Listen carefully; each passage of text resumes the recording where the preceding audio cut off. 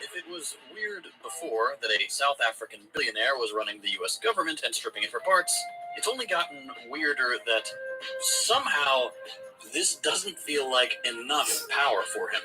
Just why is he here? These past few months, we've heard about Europe a lot, and for good reason.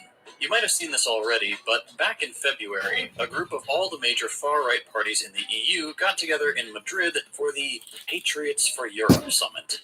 Its banner? Make Europe Great Again.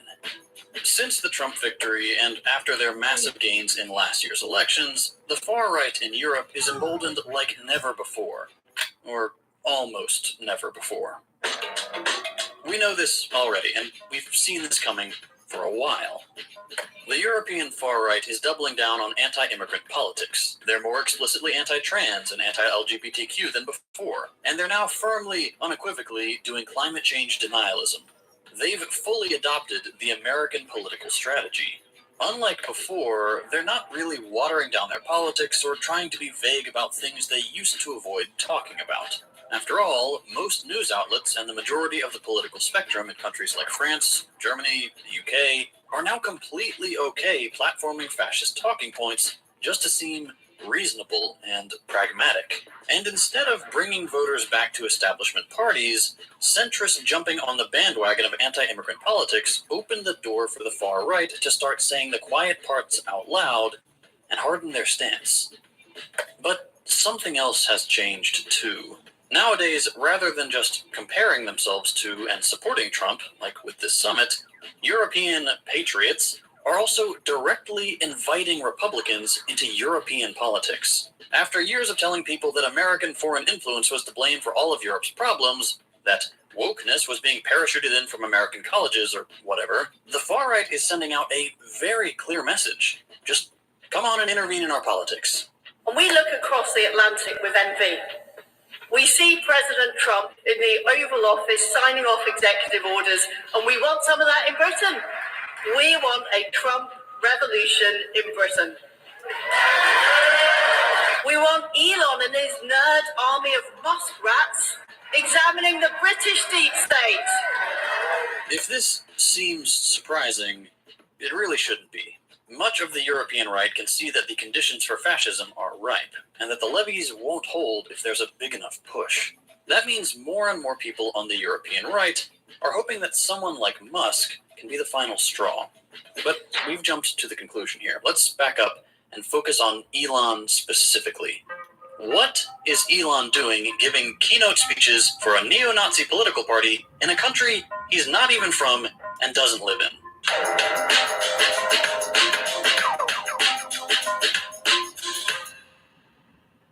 Before we get to the rest of the video, I just want to take a second to thank my one-channel sponsor, Aura. We've been working with Aura over at First Thought for a while now, and it's been hands down the best sponsor experience I've ever had. Let me tell you about the service first, and then I'll give you my personal reason for working with these guys. You might remember that last year there was a massive data breach where hackers stole the social security numbers of just about every American. And not just social security numbers. Over 2.9 billion records were stolen from national public data. These stolen records include a person's full name, address, date of birth, phone number, and alternate names. Literally everything someone needs to steal your identity, or worse. If you've never been the victim of a data breach before, let me tell you, it's not fun. That stuff is scary, as well as being really intrusive. If you weren't taking precautions with your personal information online before, this should be a huge wake-up call. You've never been more vulnerable online than you are right now. I take this stuff seriously. I've got a 2-year-old daughter, and there are some freaks out there. Thankfully, I don't have to worry about it, because Aura protects me from this exact scenario. Aura alerts me if they find my phone number, email, or social security number on the dark web. They let me know immediately if anyone tries to use this information to access my credit or bank accounts. And for added peace of mind, they provide up to $5 million in identity theft insurance should the worst case scenario happen. They also have a bunch of other features to keep you and your kids safe online, all inside one app, so you don't need to go looking for a bunch of different services for your VPN, your antivirus, and your data security. You can use my link, aura.com/secondthought, to try 14 days for free. That's plenty of time for Aura to find out if any of your personal data has been exposed. I highly recommend you do this right now, because not only is national public data not going to do anything to help you, They probably aren't even going to face any repercussions for this leak. I'm not leaving myself and my family vulnerable to data breaches. And if you don't want to either, you can go to aura.com/secondthought to try Aura for 2 weeks absolutely free. And because I promised to give you my personal reason for working with Aura, besides it being a genuinely useful service that I use in my day-to-day life, when one of our First Thought videos got brigaded and we had to take the ad read down for optics reasons, the brand generously compensated us and doubled down on working with First Thought. They could have bailed, but they didn't. That's a cool company. So if you want to help support the channel and get some quality peace of mind while you're at it. Millionaires do not use to-do lists.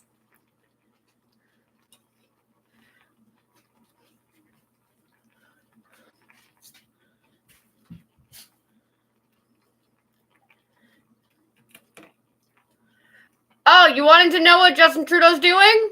Yeah. He's at Canadian Tire.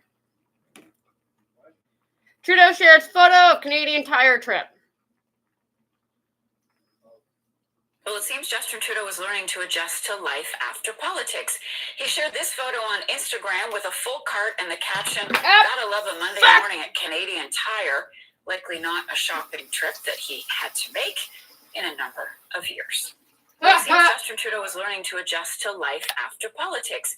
He shared this photo on Instagram. And that's it.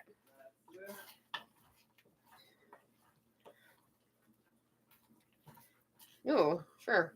Welcome back to the show. Rapid fire breaking news in Canada you won't see on mainstream media in 12 minutes. Today's episode, the Elbows Up crowd are literally melting today. Elbows Up actually are posting online that they've been had. They've been tricked. They've been misled. They're furious right now. And recounting continues across Canada, all the way until there's 172 seats for the Liberal Party so that they get their majority government just in time for the throne speech. Hold on to your hats because they're going to be blown away today. Let's go.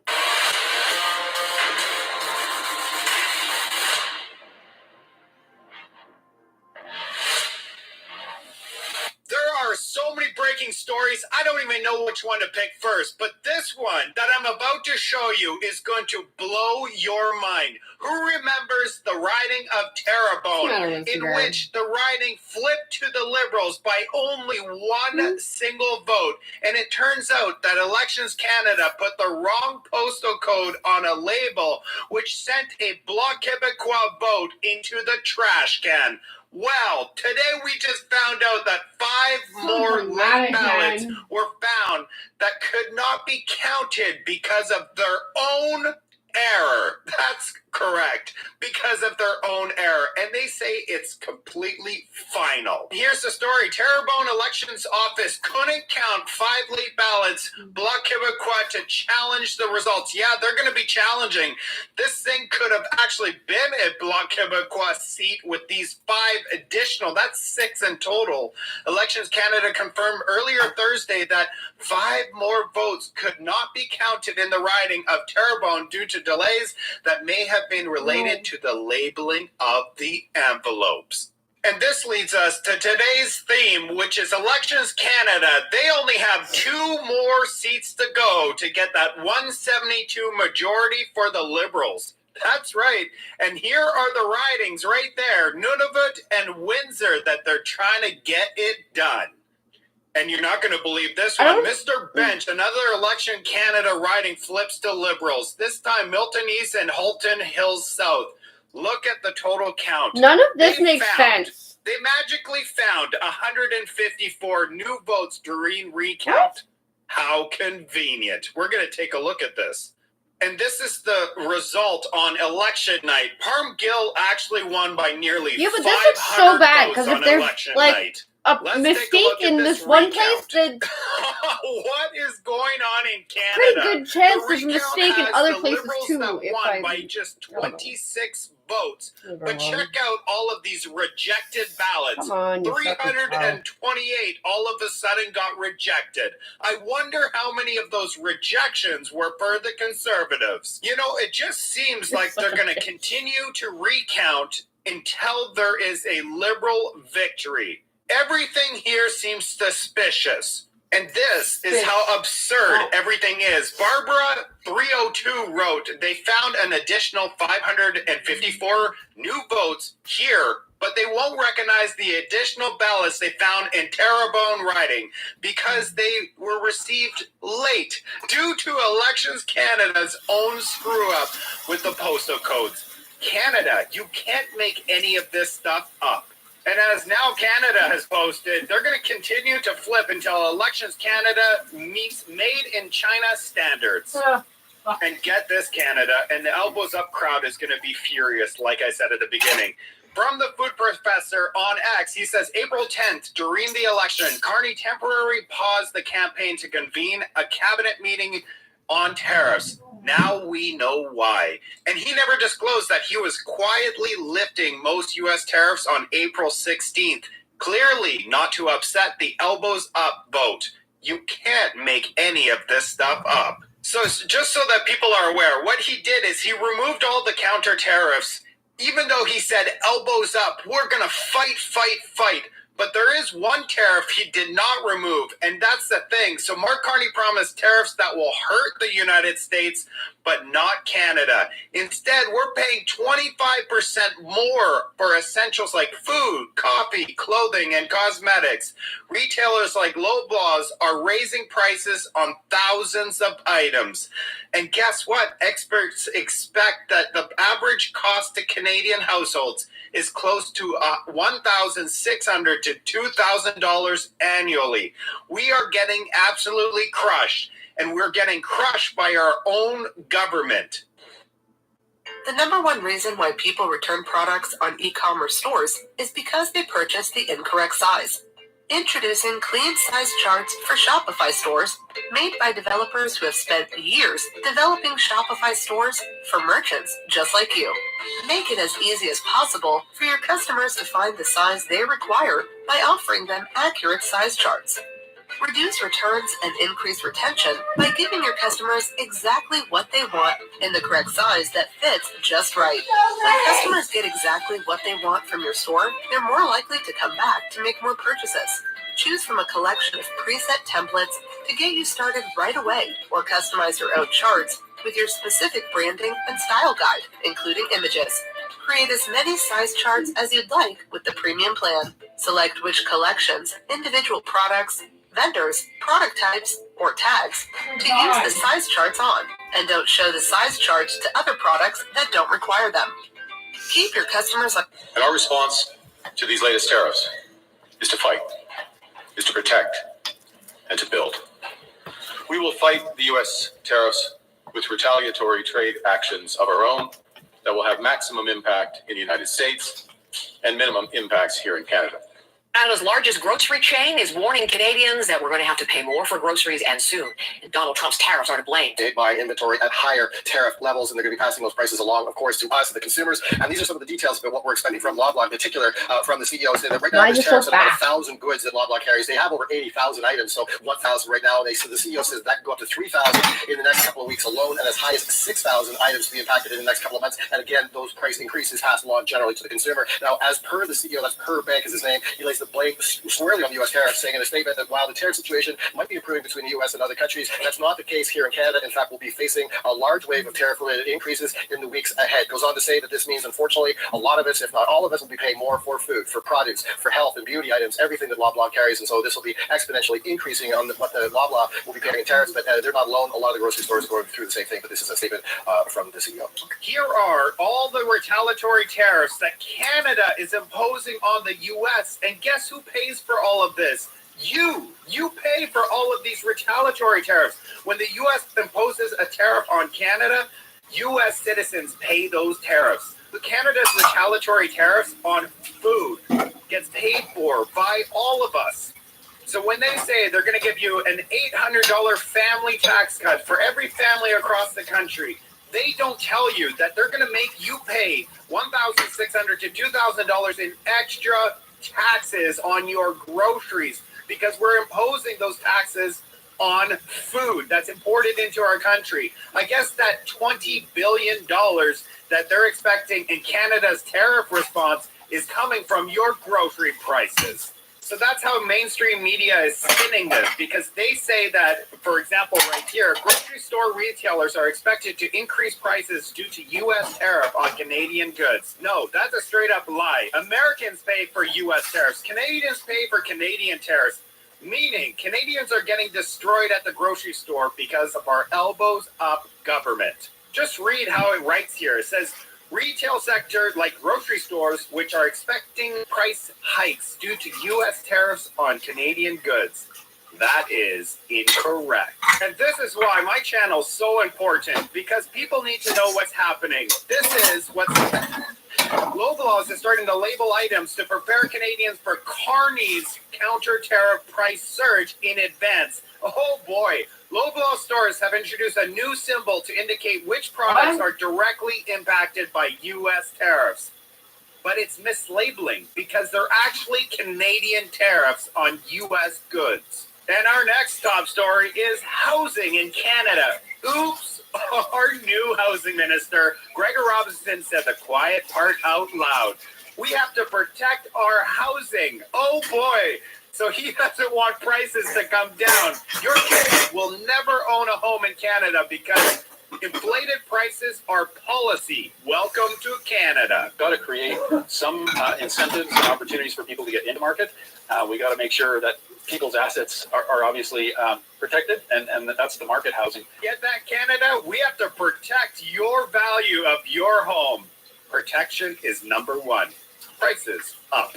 How are prices doing in Canada? This from John Flynn on X. He says, in case you're wondering, Canada's national residential prices, if you look at 2021 and you look at 2025, so we have lower prices today than we did 5 years ago. What? Watch out below.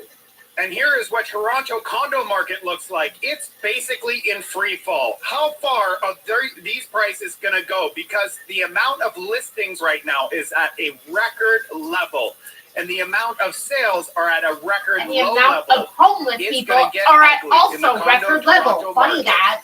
Our next top story is Canada MPs. So the MPs that are sitting in the House of Commons spent $187 million last year, including $32 million in travel. That is over $500,000 per MP. I posted, now that there is zero budget, and I mean absolutely zero safety guardrails, does that mean we give MPs a blank checkbook? Yep. Mark Carney is leading by example. He's in Rome, praising the new Pope today on taxpayer dime. And now that we know Mark Carney's in Rome to congratulate the Pope, the first thing that the Pope does is, you're not going to believe this, the Pope declares that family union is based upon a man and a woman joining together. Wow. None of this woke nonsense. That's the first thing that he does. Given that the new announcement by the Pope is that families is based upon the union between a man and a woman, Mark Carney is #1 woke. Does that mean he's heading home early? And we got some breaking news. François Legault, which is the Quebec premier, came out and said, and if you can't read French, in English this says, Quebec is open to pipelines. Oh, what? That's right. That means Mark Carney has zero excuse not to build a pipeline through Quebec because their own premier said, we're ready to go.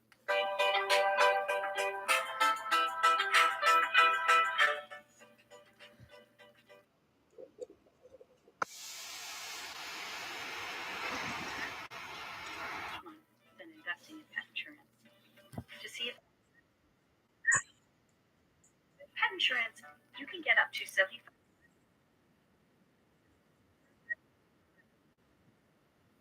If you were to save $85 per month for future vet bills instead, it would take you more than 7 years to save up $7,500. And it can only take one serious accident or illness to empty your savings account. So if your pet needs something they should.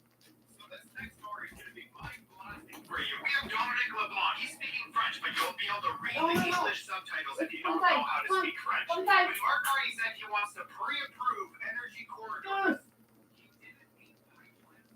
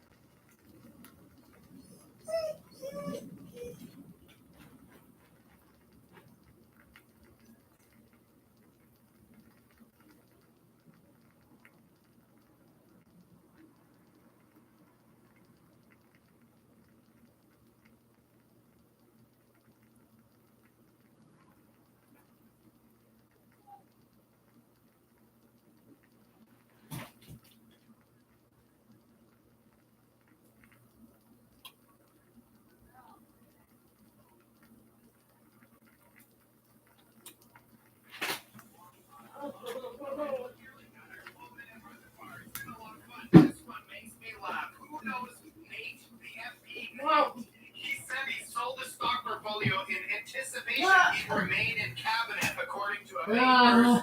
Ethics Canada filing. Well, and Mark Carney dropped Nate from his housing portfolio for you know who. Oh my God! Really? Oh, your God.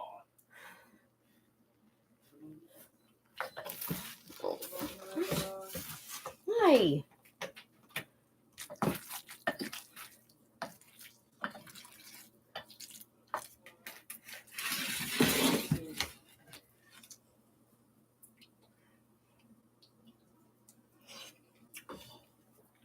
Jared has a channel. Jared? Yeah. You watch it and, He's a longboarder.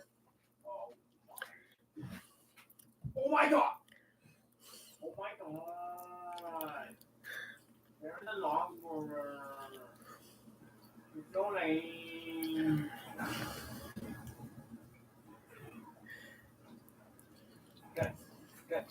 Very.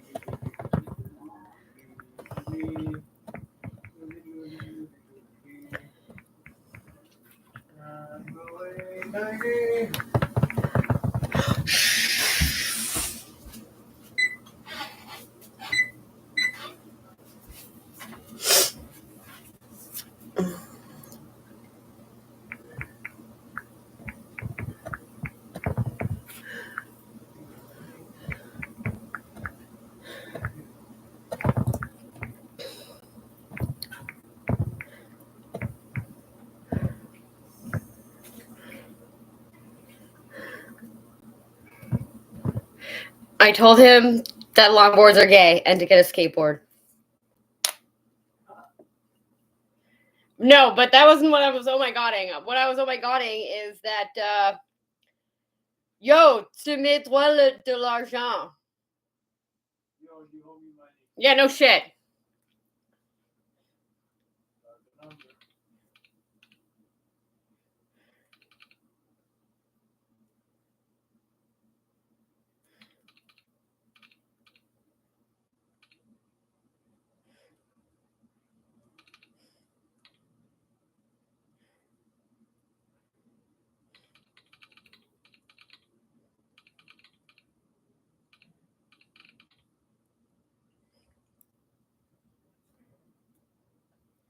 This guy's the biggest piece of shit on the planet, eh? Like, literally, I think once someone sent me a message being like, happy birthday. But, like, other than that, every single person who's messaged this phone looking for this person named Jacob has been like, hey, you motherfucker, you owe me money. Upload failed. Check your videos. No thanks.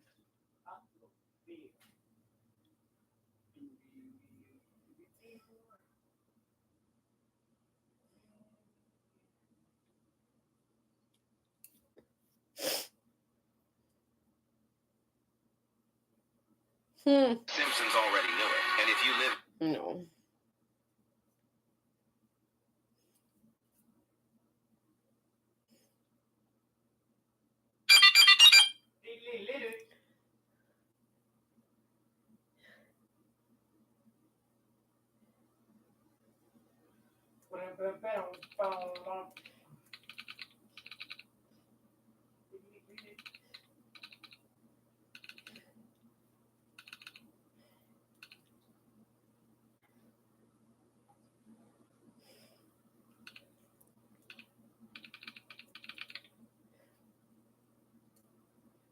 He, this person even writes in a French accent, and he hold money to a lot of people. Hold instead of owed. He owed money. Fucking.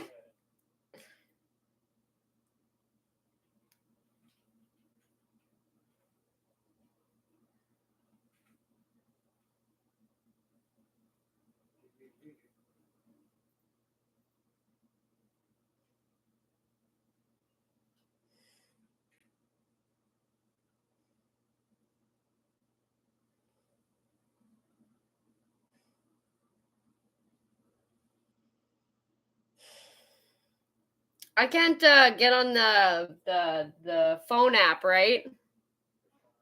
Just change my number? Okay. Great. What? Yeah, maybe.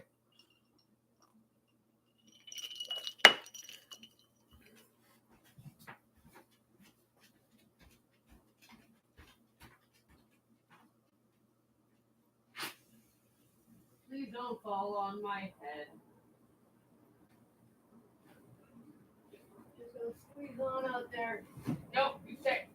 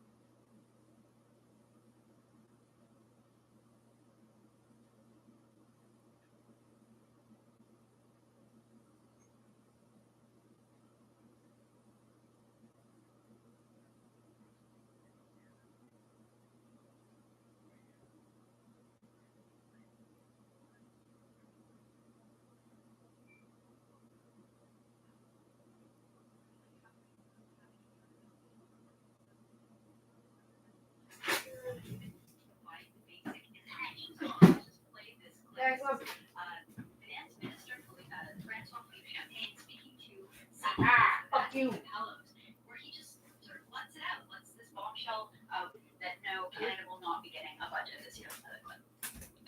Excuse me. Have you heard of this company? Yes, I see you guys on the street before. We are going to come surprise you and pick up your junk. Are you serious? I want to ask you explicitly. Will there be an actual budget in 2025? There will be a fall economic statement when we're coming.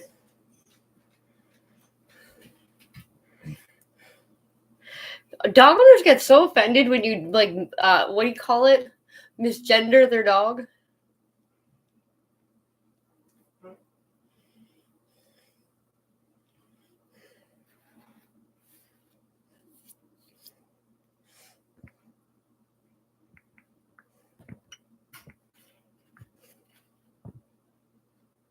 Oh my god, are you fucking...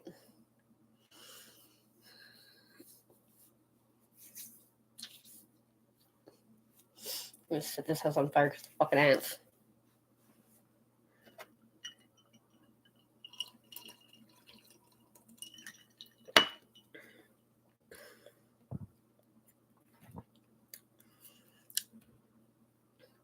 Do we give away my longboard to Keith, right? Yeah? No. What happened to the longboard? What? No. Must have given it to Keith. It's kind of weird because Keith is like a grown man. What do you want to drink? Milk, I guess. Milk? Yeah, milk. Okay.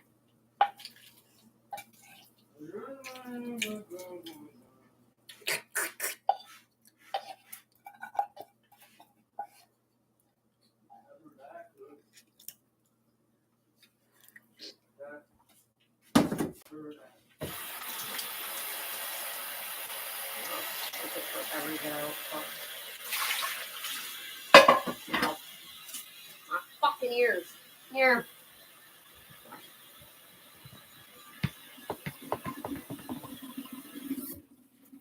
Oh no, I almost dropped the computer. How sad it would be if it broke and never turned on again.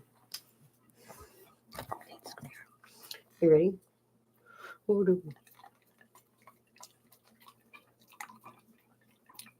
Oh, drop some. You got cheese on your nose.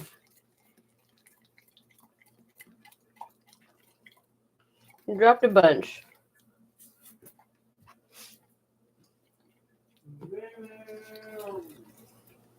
My floors are so dirty all the time. There. Burp. Burp. Do not bite my wooden spoon. I'll be very upset. No, don't bite it.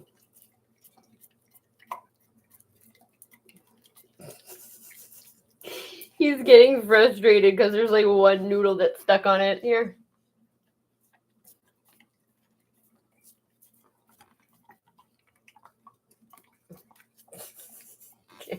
Okay, thank you. Thank you very much. Very helpful.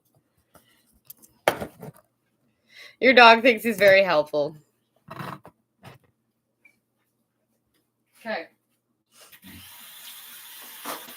Good job. Thank you. Just this, like I'm gonna hit him. Never hit you, right? Only love you.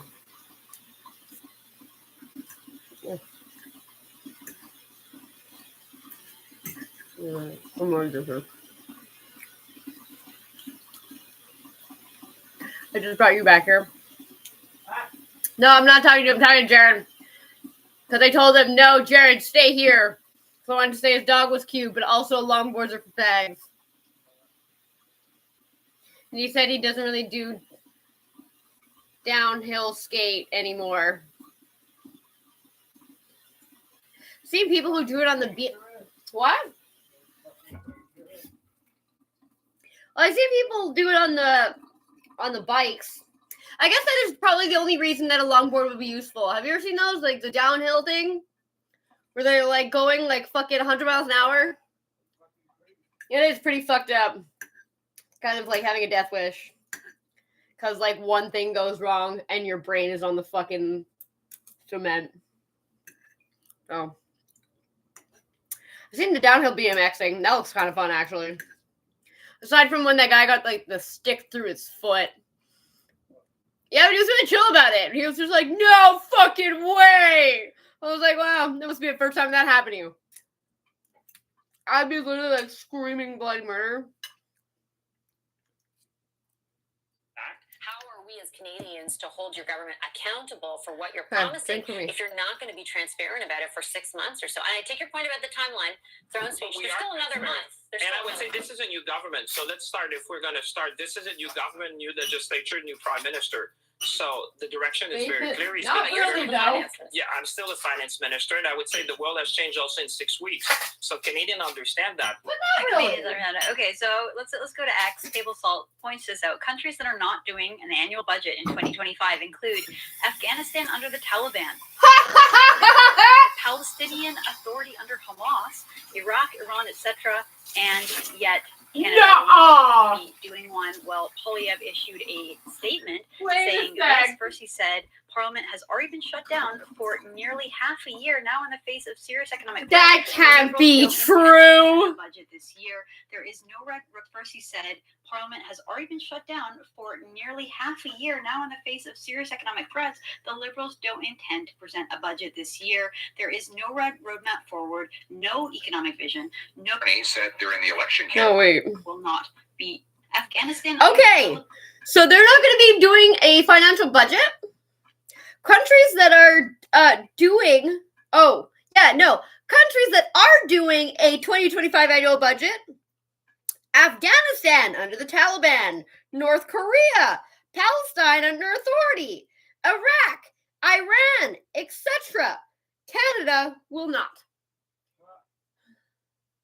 How the fuck are you telling me that these third world countries that are literally in the middle of fucking war able to give an annual budget, but Canada can't? That doesn't even fucking make sense. North Korea, the Palestinian Authority under Hamas, Iraq, Iran, etc., and yet Canada will not be doing one. Well, Polyev issued a statement saying this. First, he said Parliament has already been shut down for nearly half a year now in the face of serious economic threats. The Liberals don't intend to present a budget this year. There is no roadmap forward, no economic vision, no willingness to lead. This is not the leadership Mark Carney promised. It's an abandonment. Okay, and then he was also speaking to reporters earlier this morning, Wyatt, and here is what he had to say. Mr. Carney said during the election campaign that he had a plan. And he took great delight in saying that a slogan is not a plan. Well, a budget is a plan. And if he does indeed have a plan, if he does know what he's doing, then he would introduce a budget so that Canadians know exactly what the finances are. And just one final piece of context that I wanted to add here, Wyatt, which is that we didn't really get one last year either. No. Philippe Francois Champagne said that that they had a fall economic update, but because they prorogued Parliament, parts of that were never approved. You can recall that in the middle of the election campaign, this bombshell was dropped. This is from an account called Canada Spends, and I just want to point this out, that it is run by a Liberal, right? This is not a right-wing account. This is run by someone who used to work in the Trudeau government, who is just sick and tired of governments spending like there's no tomorrow. So this is what the account writes. The government approved $40 billion in spending from April 1st to May 15th through a special warrant. This was done because Parliament is prorogued, and it's not possible to make appropriations. The only information shared with Canadians is a list of departments in total and the total amount. According to the document, the appropriate ministers have reported the payment of these sums is urgently required for the public good. We'll leave it here for you to decide. And then they screenshot all of the amounts that each...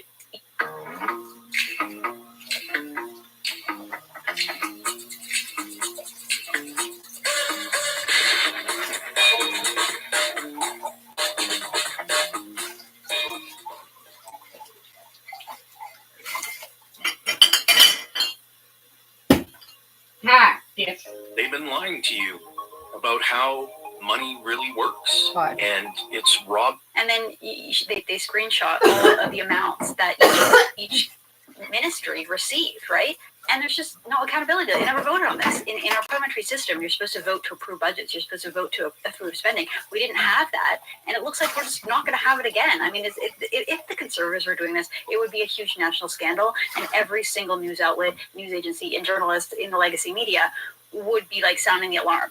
And the Liberals are doing it, and they're just sort of getting away with it. It's unbelievable that this is the state of Canada under the Liberals in 2025. What do you make of all this, Wyatt?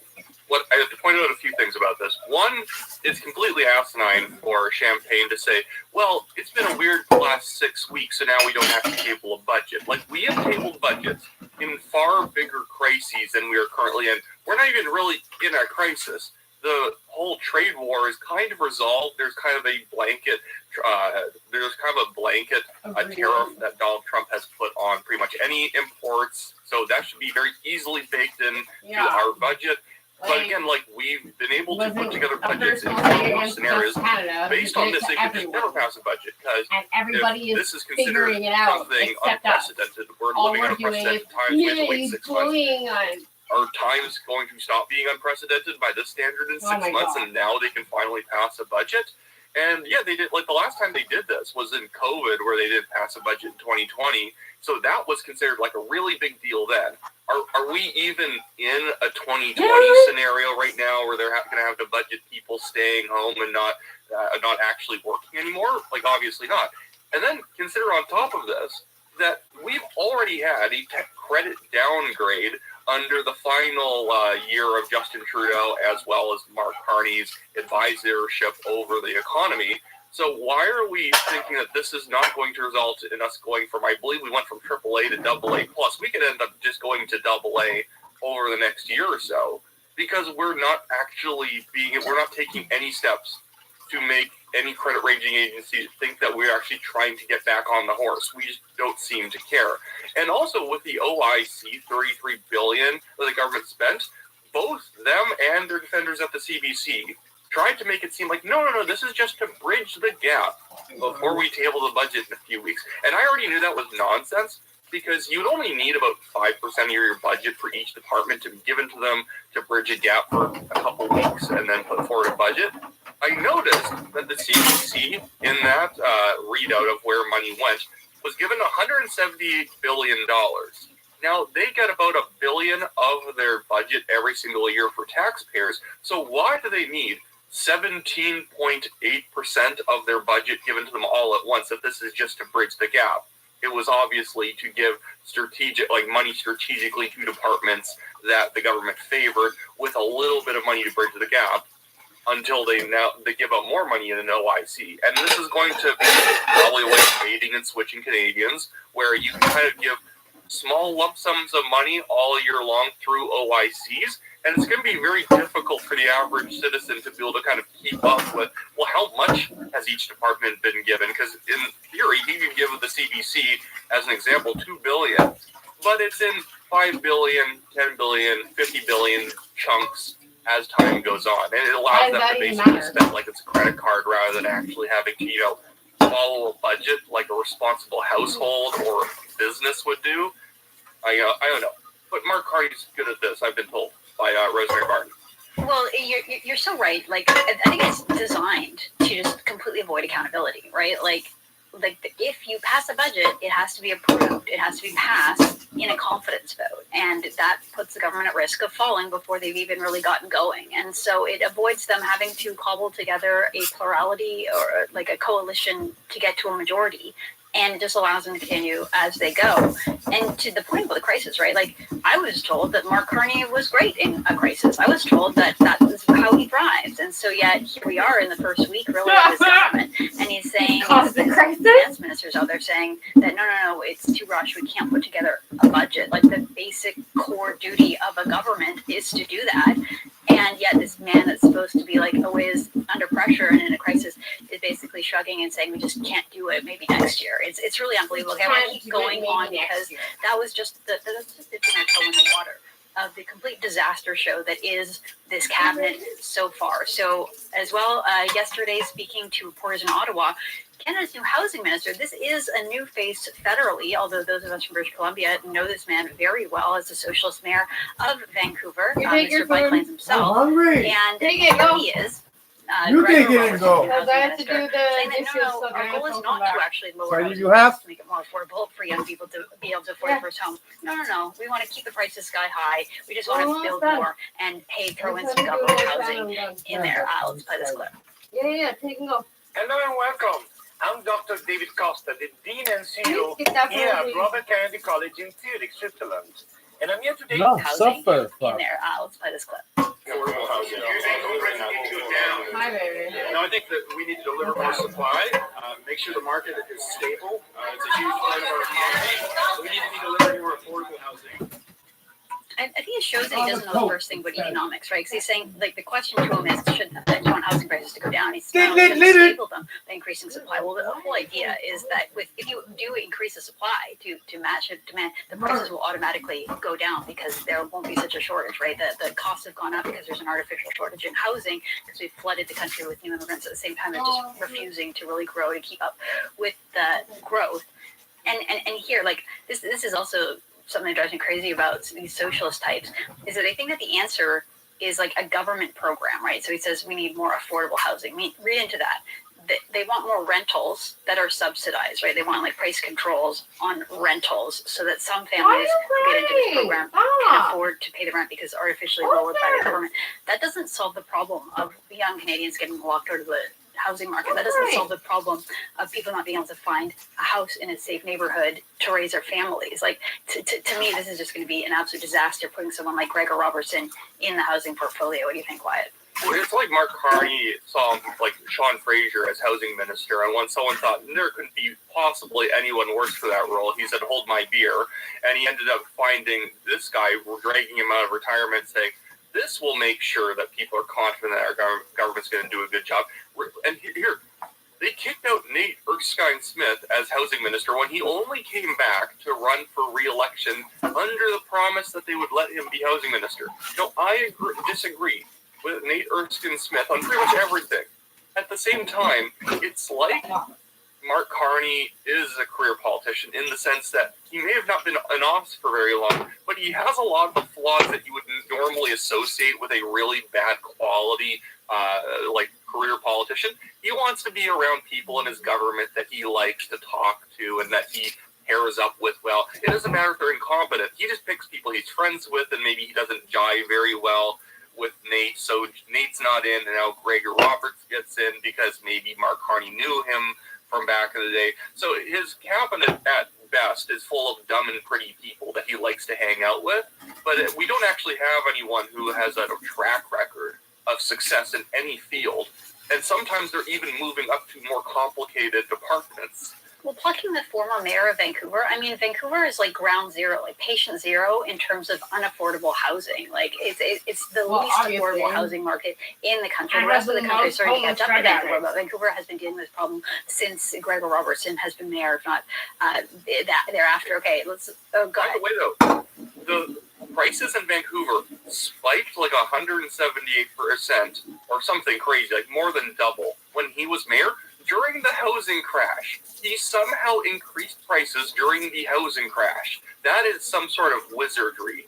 Right. Well, I mean, that's what happens again when you have your borders completely open and you allow like speculative investors from foreign countries to just swoop in and buy single-family homes, and then the regulations are so tight that you won't allow anything different to be built. Okay, I want to move on to Stephen Guilbeault because many people might have like breathed a sigh of relief that this guy's no longer the environment minister. Oh my God! I literally yelled. I was so excited. Identity minister. Okay. Yes, he got a promotion. Yet, when he was speaking to reporters yesterday, he just couldn't help himself. Why? He couldn't help himself, and he doubled down on his crazed environmentalism, saying that there is no appetite, that investors will simply not pay for new pipelines. Let's play that clip. Before we start talking about building an entire new pipeline, maybe we should maximize the use of existing infrastructure. Like, we'll let that happen. The energy regulator, as well as the you guys would rather talk about nuclear energy rather than 2029 demand for oil will peak globally, and it will also peak in But you Canada. guys make no money off of the pipeline. You guys decided not to invest in the pipeline. That they want to build an east-west pipeline. Now we buy it And from as you know, Russia. these things are built So that by was a bad choice. This is Refusion, music powered by AI. Type your idea, add custom lyrics, even remix your own audio.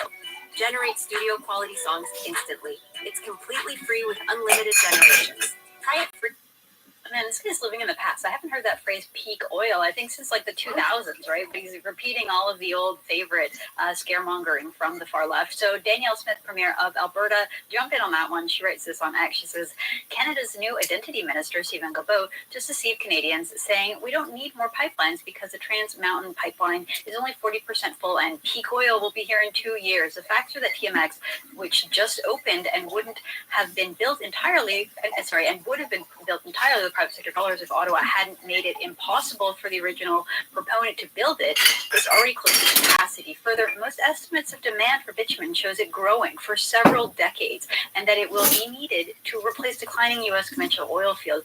This is just another example of how misleading and destructive this former environment minister was to Alberta's and Canada's economy and investment climate. We ask for the new environment minister to disavow these comments and commit to working with Alberta to build new pipelines to access markets. Why on earth is this fool talking about pipelines? Like, he was removed from that portfolio. Mark Carney is out there presumably saying to people in Alberta, like, cool, like, it's okay, we're going to be more pro energy and more pro pipelines than the predecessors. And yet he has this guy out here speaking like that. What do you make of it, Wyatt? Well, the fact that he feels like he can speak about it so confidently means probably a shared view within cabinet. If he was taken aside and says, like, you are on this new file, not talk about this anymore, he wouldn't probably talk about it. He's doing this because this is probably just the common belief that's within cabinet. Also, this is just what I would consider like a Maxwell Fawcettism of whenever you're trying to like run down the oil and gas industry, you just pretend there's no business case for it. In this case, he's just lying about the 40% capacity. Well, whenever like, an oil and gas project didn't go forward, or this oil and gas company just shut down. See, there's no business case. It's like, wow, I can't believe that when you shoot the industry in the head, it might actually have a bit of a headache and a little bit harder time being able to get going over the next few years. At the same time, these people are totally fine with subsidizing renewable green energy projects everywhere, despite the fact that they would never have any investment unless the government was backing it up with subsidies at the same time, oftentimes giving them way more money in subsidies than they're actually having to even invest in a project. We're going to get to that in a few minutes when we get to Melanie Jolie and her comments. But I just want to follow up once more on these Stephen Guilbeault comments. So earlier, Danielle Smith had also raised her concerns with his predecessor, with his successor, who's the newly appointed Environment Minister, Julie Dabrusin. Smith writes this. She says they put out a release yesterday saying not only is she a self-proclaimed architect of the designation of plastics as toxic, but she is a staunch advocate against the oil sands, a proponent of phasing out oil and gas, and for the last 4 years she served as the right hand to former Environment Minister and militant environmentalist Stephen Guilbeault. So yes, Smith asked her to disavow Guilbeault, but presumably she won't. They're part of the same team, and she served as his deputy when he was the Environment Minister. Just earlier this morning, we also had Pierre Poilievre commenting on this. So speaking to reporters in Ottawa, Poilievre responded directly to these claims from Stephen Guilbeault. Let's play that clip. I just find it astonishing that Mr. Carney would appoint a man who says we don't need any pipelines built. The Liberals went around the country pretending they had changed their minds about pipelines after 10 years of blocking them. But now one of Mr. Carney's top ministers comes out and says we don't need any more pipelines, and that he would work to block those pipelines. So really just saying what needs to be said here. Okay, I want to move on. Why? Because we also have Anita Anand, who is the new Foreign Affairs Minister. I think she really put her foot in her mouth when she talks about what is happening in Israel and Gaza. She basically blames everything, right? The entire war on Israel. Let's play that clip. Israel's blocking food and aid to Gaza. What do you think of that decision? And is the Canadian government doing anything to stop that? We cannot use of food as a political tool. The Prime Minister has been very clear about that. Over 50,000 people have died as a result of the aggression caused against the Palestinian and the Gazan people in Palestine. And using food as a political tool is simply unacceptable. So you have to be so careful with your words when you're a minister. I didn't like that question at all, that blaming Israel for so-called like blocking food and aid against Palestinians. That's what's happening. Everyone knows what's going on. Look, I'm not a fan of war. I don't want that war to continue. I'm not a fan of war. But we've seen Hamas. They steal the aid, right? But we know what I'm not. You know what? That's the part that bothers me the most. I'm not a fan of war, but that these people have died as a result. I don't approve of killing children, but where did aggression come from? It came from the October 7th attacks, obviously, and again, just the way it's framed. Pretty gross. One more for you here, Wyatt, which is that Chrystia Freeland, the one that just won't go away. I mistakenly said that she was back is the Minister of Trade on the show. I think it was yesterday. She's actually interprovincial trade, so it is a huge demotion, right? She went from Trade Minister up to Foreign Affairs Minister, up to Finance Minister and Deputy Prime Minister, and now all the way back down the ladder to interprovincial trade. But that's okay. Chrystia Freeland is taking it all in stride. Here she is saying that they're going to make trade sexy again. Oh my God, with this. To pretty much take it all. Fridges and dishwashers, dressers, drawers. They said that about COVID. They said the same thing about COVID. We had to make influenza sexy again. Literally. Anthony Fauci, word for word. We found some paper and cardboard out at the shop, and we sort through it. Instead of just throwing this stuff in the dirt, you're actually making sure it goes where it needs to go. That's a good thing. You shut the fuck up. Here she is saying that they're going to make trade sexy again. Let's play this clip. I'm especially excited about internal trade. And this is something that Canadian economists, Canadian geeks have been talking about for decades. Entire Oh, you've been down here fucking crying all the time. IMF has estimated that lifting all barriers to internal trade will add as much as 4% to our GDP. That is a lot. And we need Steve, what are you crying for? You got some. I really believe this is a moment we can get it done. Internal trade has become sexy. It has. Ew. Kill yourself. So cringe. She's also the Minister of Transport. Maybe they threw Speed Racer into that role because of her driving abilities out in Alberta. Honestly, this just like every clip is worse than the last yeah, one. Did she get her fucking car taken away or license taken away? Obviously not. I get parking tickets while I'm homeless, and I'm not allowed to work anymore. Their jobs, saying kind of flowery, idealistic things right before like face planting in the ground when it comes to their actual job performance. Like none of these people, like Anita and Nan, back with the Israel question, it's like be an adult.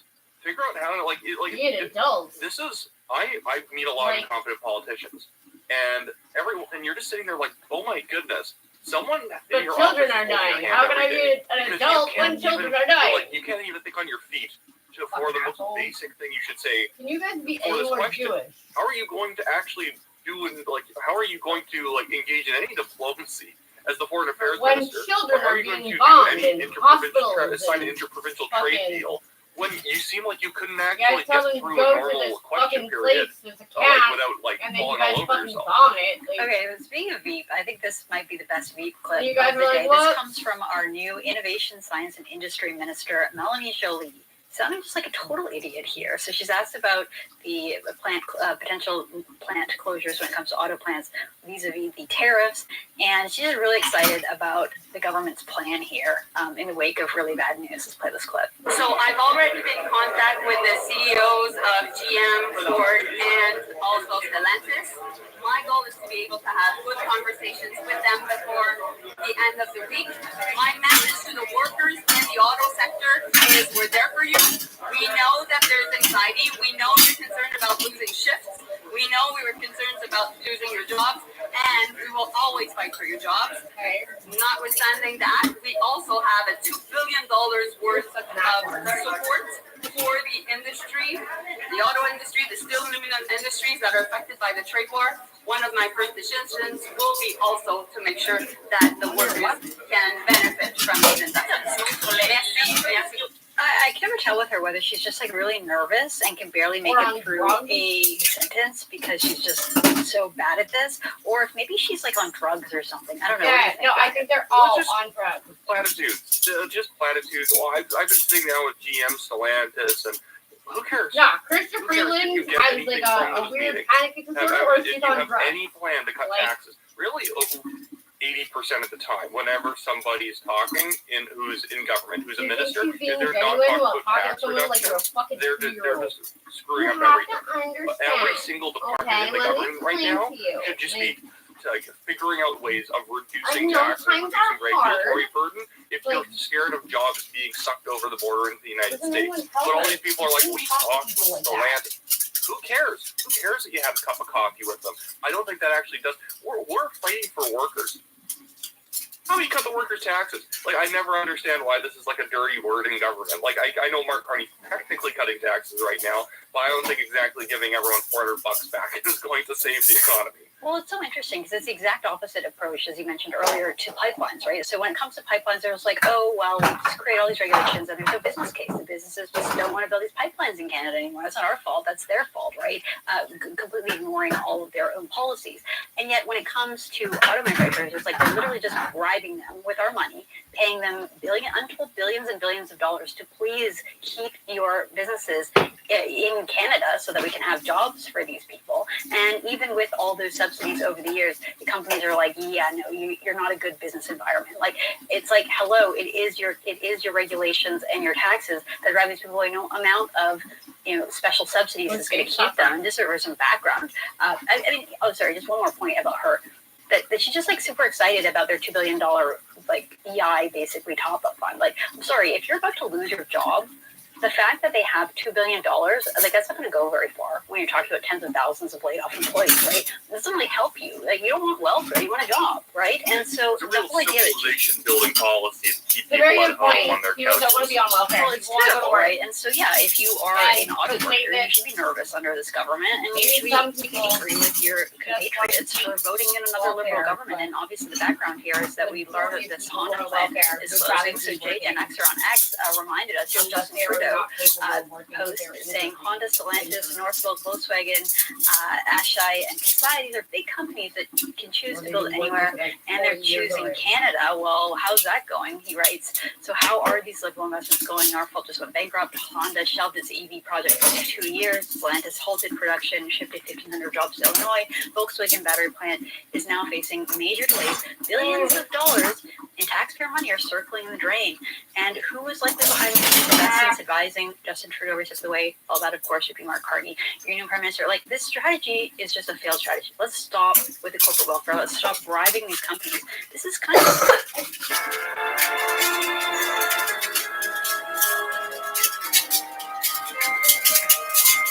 Disappear until June 1st to become the smartest person in the room. First, stop scrolling. Second, take a 1-minute quiz. Third, spend just 15 minutes a day learning new skills. This is the 28-day AI challenge, designed for total beginners over 40. In 1 week, you'll feel unstoppable. In 2 weeks, you'll have your strategy. In a month, you'll want to stop bribing these companies. This is kind of part of the reason that got us into this whole mess with President Trump, Wyatt, is that Canada just loves to subsidize different industries, and that is what Trump is talking about when he says that countries like Canada are cheating. It's like, yeah, we are paying all of this taxpayer money to try to prop up America's competition, and he's saying, I'm going to combat that with tariffs, and yet Canada's response is just to do more of the same. What do you think? Well, it's letting the Americans take our jobs in the long run. It's honestly what happened in the American auto industry in the 70s. When you prop up, when you protect an industry and you subsidize it for decades, and that industry is allowed to become inefficient and bloated, unions end up taking over the entire labor side of the industry, and then suddenly there's increased competition, like the Americans are pushing us for, or at least they'll tariff us back because we're effectively subsidizing our own industry to keep it here. Well, the whole thing is going to evaporate in a second, because the thing is not actually built on like a solid foundation. It's built just on subsidies that can burn up in a second. It's just built on, like easy money. people will rather go and build a company in a place that's going to be more stable in the long run, Well, I feel like even if we're offering money, because it's too much of a headache. Taxes keep going up, regulations keep going up in this country. So even if when you get money, you require more money every single year to stick around. So they can't just keep giving $1 billion every single year to a car company. They got to give $1.2 billion, $1.4 billion the next year, and the next year, because the liberals can only ever justify more rules, more regulations, more taxes, whatnot, like that.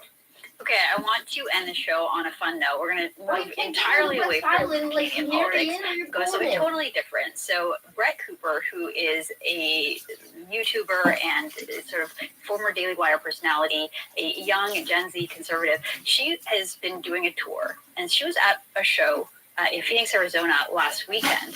And I want to play this clip because I just think it is so remarkable for so many reasons. So first, let's play this clip of Brett Cooper in Phoenix, Arizona.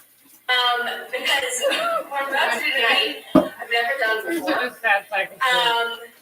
Ever. I'm literally like shaking right now. But I think you guys should know that the special guest is already on stage.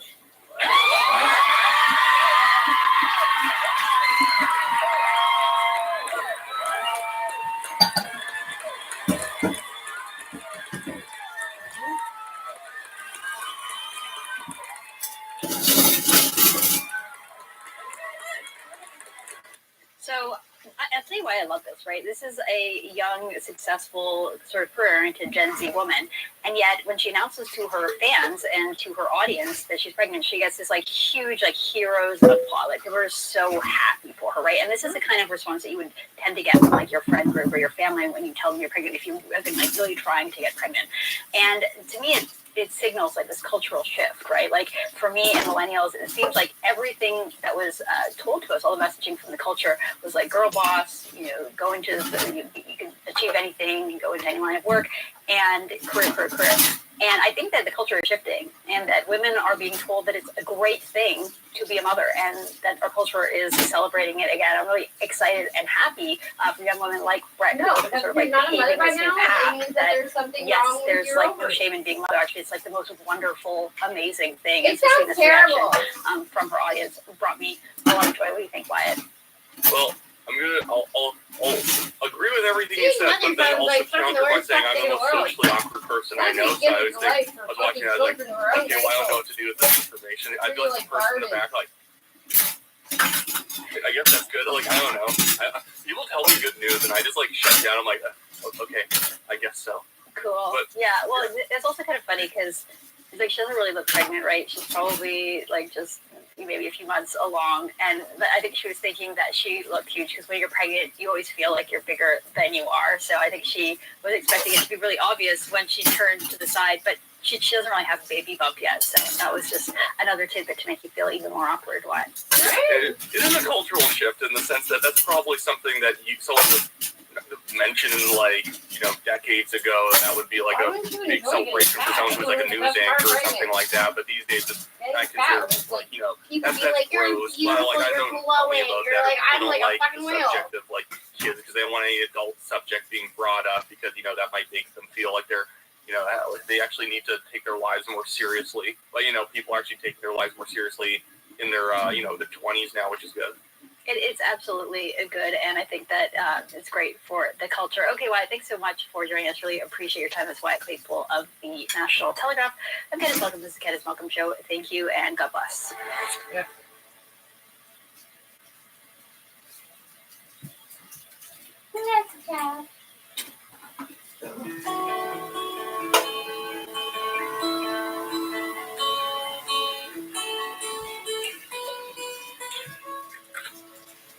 Is my B&G chart water.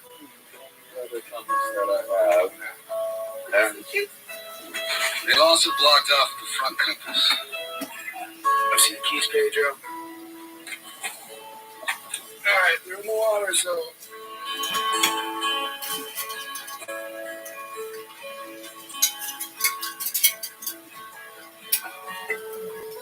Beautiful open air. Oh, that's funny, Mom. Motor it the rest of the way in. There's no wind. boring. Bored to death.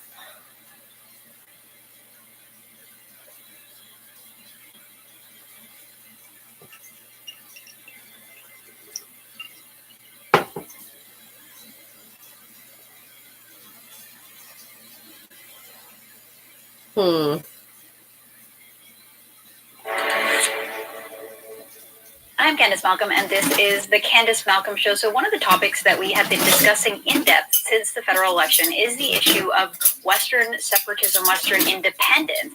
And I will say that we have been covering it more from a perspective that we find it interesting here at the Candace Malcolm Show. We're interested in the idea, not that we promote it, not that we like the idea of splitting up Canada, but we are interested in the movement. And we have been highlighting some of the other voices that have been leading this movement. People like Keith Wilson, the constitutional lawyer who helped us break down the changes to the Citizens Initiative Act announced by Premier Danielle Smith. We've also had Premier Danielle Smith on the program, not talking about this specifically, but we also recently had Preston Manning on the show earlier this week. That episode really blew up. A lot of people are really interested in Preston's vision for the future of this country. Well, we also want to sometimes show the other side of the story, and that is why I invited Wyatt Claypool on the show today. Wyatt is a political commentator and founder of the National Telegraph, and I don't know your perspective on it per se, Wyatt, but I know that you have some concerns and some skepticism as an Albertan, as a Calgary native yourself. So I wanted to have you on today to sort of just explore the other side, the dark side of this movement, and why we should perhaps have some more caution toward.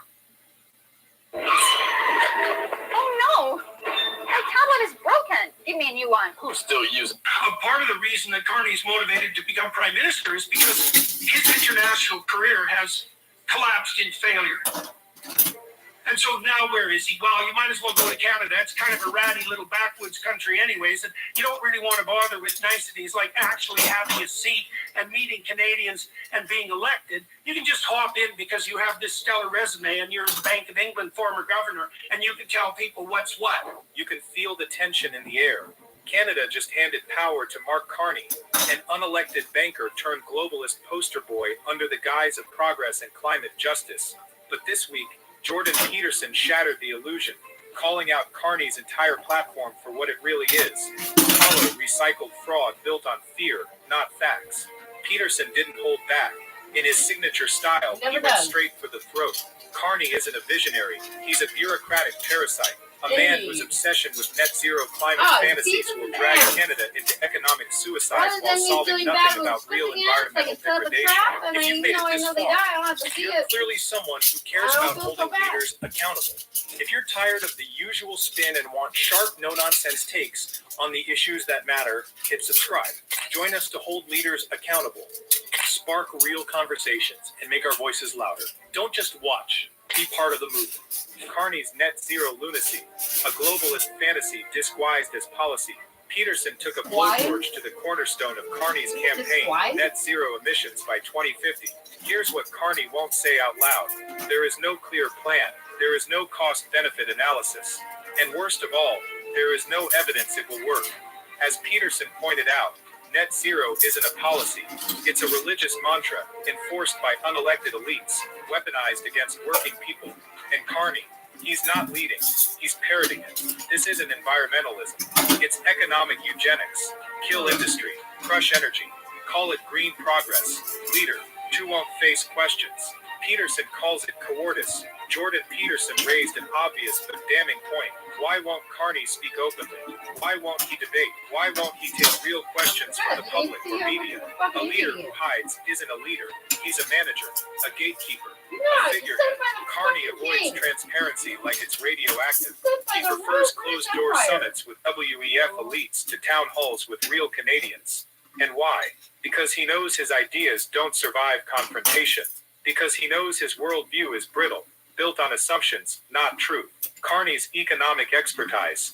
Peterson says it's pretend Carney's resume is impressive until you actually look at the results. He was at the Bank of Canada before the 2008 crash.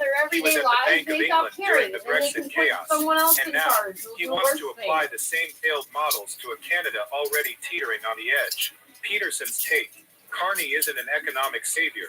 He's a smooth-talking technocrat who mistakes buzzwords for vision. His entire strategy is ripped straight from the IMF playbook. Inflate spending, regulate the productive, crush the entrepreneurial, apologize in 10 years, and move on to the next country if you buy his climate dogma. He looks credible, but that's the trap. Peterson made it brutally clear. If you accept Carney's fundamental assumptions, that the climate crisis is apocalyptic and that carbon taxes are salvation, then yes, Carney looks like a competent leader.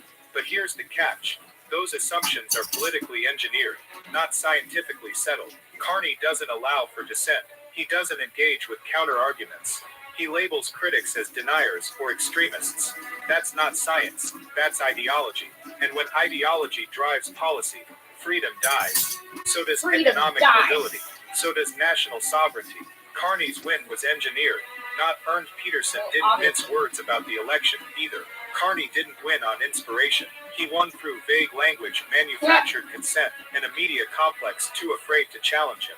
He campaigned like a man expecting to be crowned, not elected. And thanks to ballot irregularities, low turnout, and a desperate liberal apparatus, that's exactly what happened. Peterson's warning, this wasn't a democratic triumph, it was a technocratic heist. The coming columns, and the need for peaceful resistance. Carney's reign will be quiet, polished, and devastating. Regulations will choke out private enterprise. Carbon taxes will punish the working poor. Free speech will be masked by disinformation policies, and critical dissent will be labeled as a threat to the nation. Peterson didn't call for rage. He called for resistance. Peaceful, intellectual. Is there at any point that you're actually going to show Jordan Peterson talking? Can you invest in American real No, estate you're if you're a not. foreigner? Yeah, I live in Canada and all my properties I own are in the US. Fantastic. You also have diabetes as fuck. Probably fucking get that on that Ozempic shit.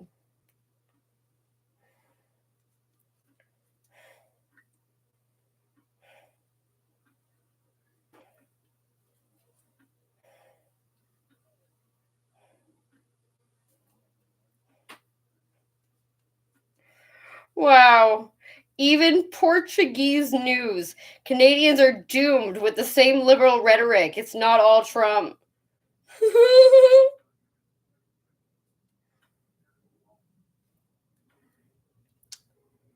That's funny.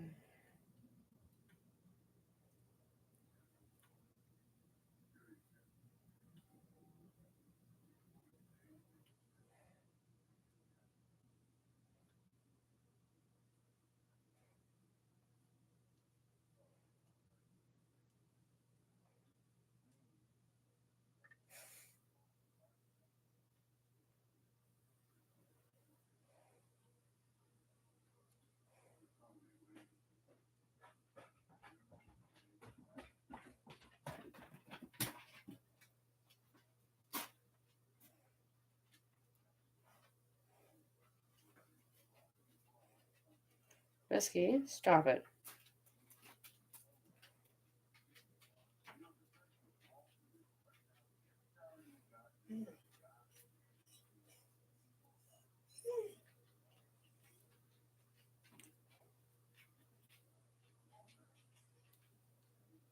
Hello, everybody. As some of you may know and some of you don't, Canada suddenly has a new prime minister.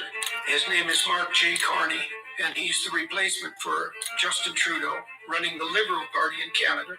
That means that we Canadians need to know who Mark Carney is, and to the degree that Canada has a role to play internationally, that everybody needs to know. So, if you want to know who Canada's new Prime Minister is, and you want to know who Mark J. Carney is, and whether or not you should support him or vote for him if you're Canadian, or what you should think of him if you're part of the international audience, then this is the podcast for you.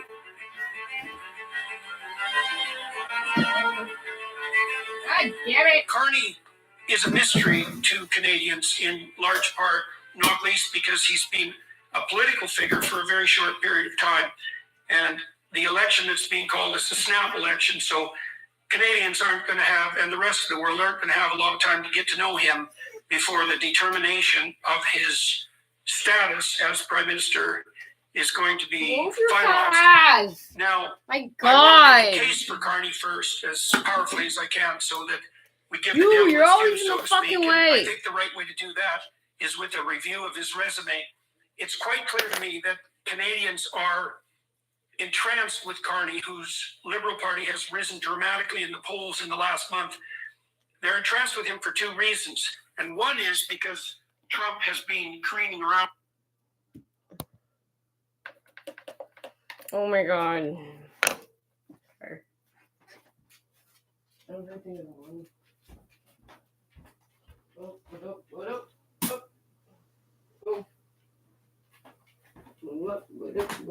Let's go around the house, turning off all the lights. Off light. There's a little fly in here, goddammit. Ah! Okay.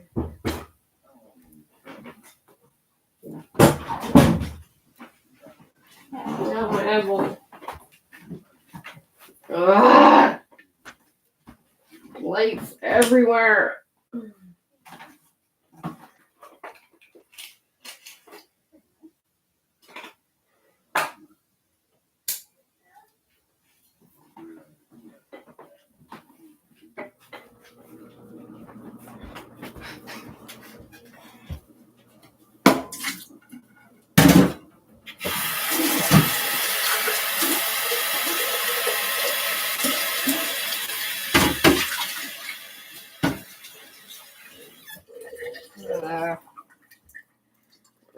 So many things.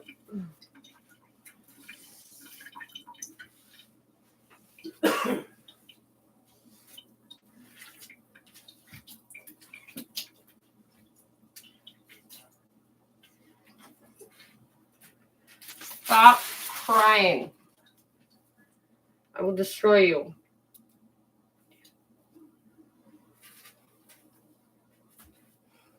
Oh. More of my nails are flying off. Bizarre.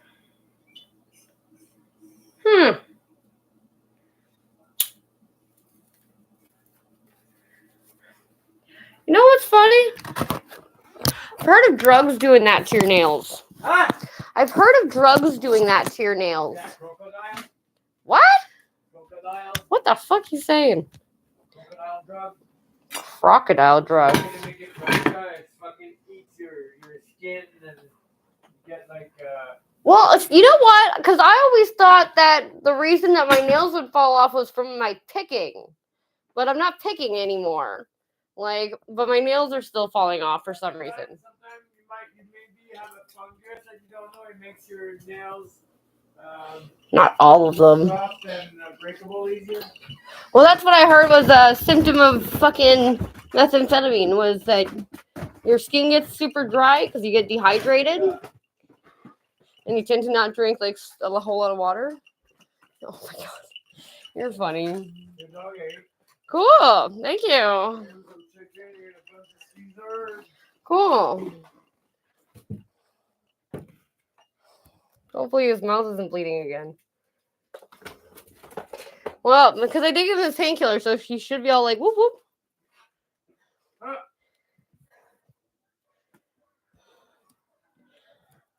Oh yeah. A little bit, It's getting hot in here. Oh, what happened to my computer? Why did the side of my computer fall off? So I realized I'm a little bit tipsy because I was standing in the kitchen trying to pick stuff up.